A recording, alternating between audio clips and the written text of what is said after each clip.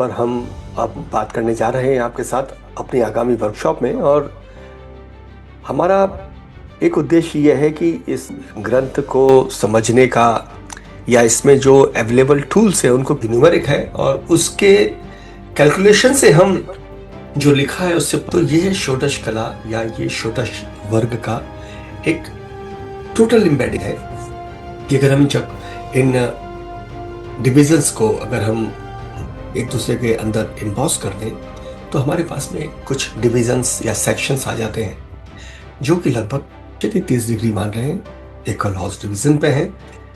ये हम इन्डॉस करके इसमें आगे जा रहे हैं। अलग सिस्टम जो है वो उस ग्रामर को डील करते हैं। तो यहाँ चर, स्थिर और द्विस्वभाव राशि, इनमें ये एक को हम वो नाड़ी अंश कहते हैं।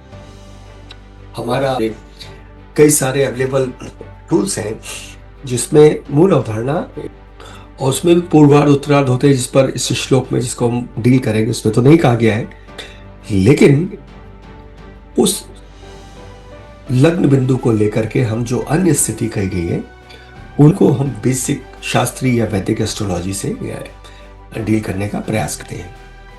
निश्चित ही ये हमारी स्थितियों को दर्शाता है, जिसमें स्टैटिक डायनामिक, इसमें दोनों के बारे में बात। उसके बाद में जो फाइनल टूल्स एस्ट्रोलॉजी में हम देखते आए हैं कि स्फुट है, उसके बाद में ट्रांजिट्स हैं, दशाएं हैं, जमनी के रूल से आरूढ़ पद वगैरह इत्यादि। और सारी चीजों में एक मुख्य बात आती है, वो ये आती है कि इसमें कर्म विभाग के भी कुछ अनुभव है।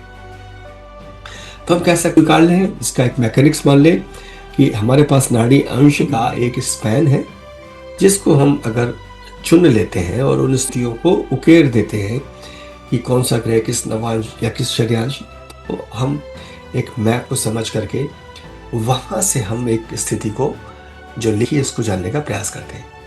चीज काफी इंटरेस्टिंग है कि हम कंप्यूटर एल्गोरिथम एरा में जब उसको मैनुअली कर रहे होते हैं, श्री संतानम के वर्जन से लिया है हमने पार्ट 2 से,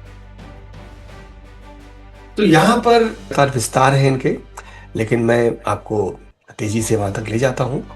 और जैसे ही 150 पूरा होगा, यहाँ पर 150 तक आ गए हैं, 150 हुआ, इसके बाद में हमें तुला आ गए। अब तुला में जब 25 आता है और साथ में हम उस चंद्रकला नाड़ी में जो उसके डिफरेंट आयाम हैं उनके एंट्री पॉइंट्स को और उसकी जो डिविनिटी है, यानी उसका जो हार्मोनी में ग्रह हार्मोनी में क्योंकि नियम में है, तो इसका मतलब है कि इस जीवन में भी जो नाड़ी शास्त्र में कहते हैं कि जो कॉम्बिनेशंस होते हैं वो आपके पुराने कर्मों के फलीभूत होने का एक स्वरूप भी हो सकते हैं।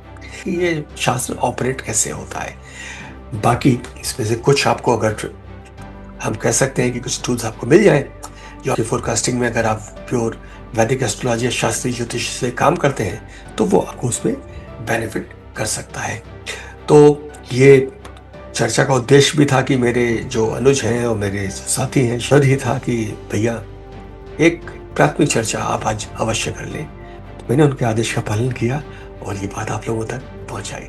धन्यवाद। कल